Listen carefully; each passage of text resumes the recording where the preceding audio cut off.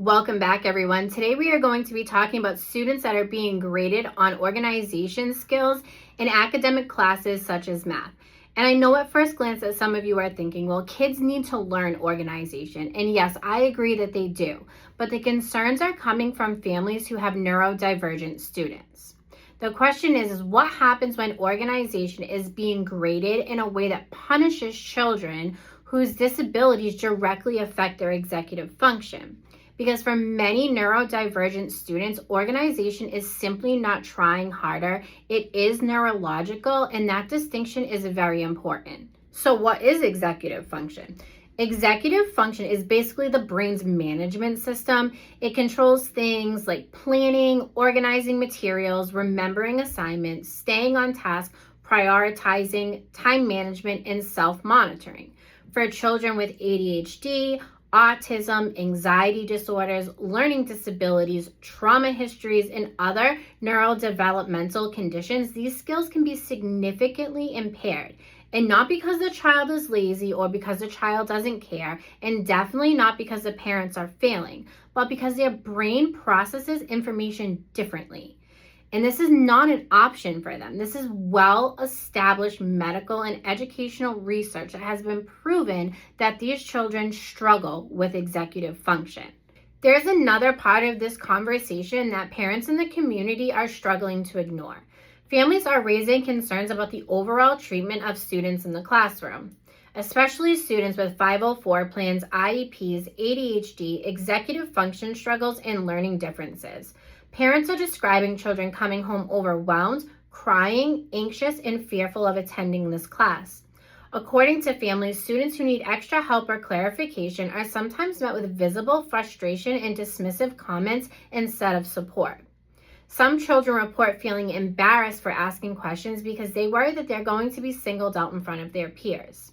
For middle school students, public embarrassment can be devastating, especially for neurodivergent children who are already spending so much of their day trying to mask struggles that other people cannot see.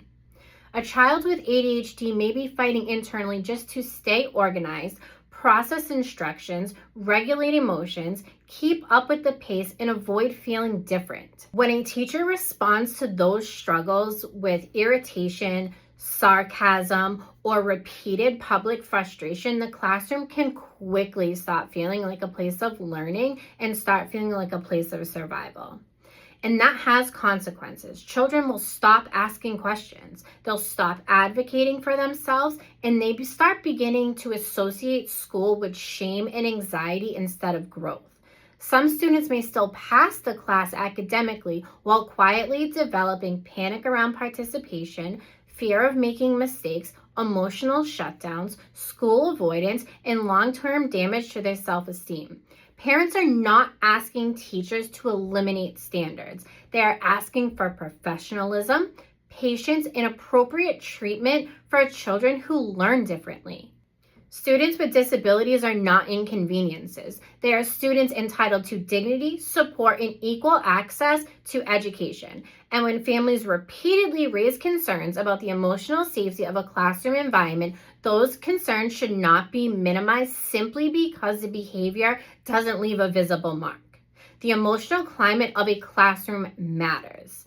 These reports have been brought up over years about the same teachers in the same classroom. Research absolutely does support teaching organization and executive functioning skills, but experts recommend that is taught in a direct instruction with visual supports, structured routines, positive reinforcement, accommodation, executive functioning coaching, and individualized support systems. What research does not support is repeatedly penalizing students for symptoms directly connected to documented disabilities without proper intervention and support.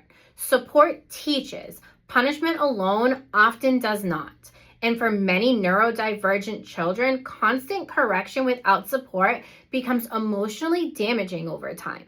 Now, before some of you roll your eyes too many times, parents raising concerns are not saying that their kids should never learn responsibility. That is not the argument.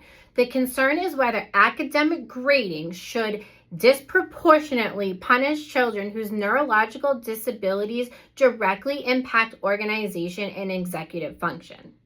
Children with disabilities can absolutely succeed, but they often need support systems that recognize how they learn best, instead of systems that repeatedly shame them for struggling. There is a difference between accountability and humiliation. There is a difference between teaching and intimidation, and schools need to know that difference. Some of you have reached out directly to me, and I have already had the conversation with you. But for those of you who haven't reached out, if this is affecting your child, you can ask how organization impacts the grades, request written grading policies, ask how accommodations are being implemented, discuss the executive functioning needs at your next 504 and IEP meeting, document these concerns in writing, communicate with the administration, and ask whether special education staff were involved in developing these expectations. And most importantly, talk to your child. Sometimes children hide school anxiety until it becomes very overwhelming. Listen carefully when children begin describing fear, embarrassment, emotional distress connected to a classroom. Every child deserves support that recognizes both their strengths and their struggles. Organization is a skill. Executive function is neurological. And academic grading should be thoughtful enough to understand the difference. Students with disabilities are not asking for lowered expectations. They are asking for fair treatment, dignity, and meaningful support, because no child should ever be afraid to ask for help in school.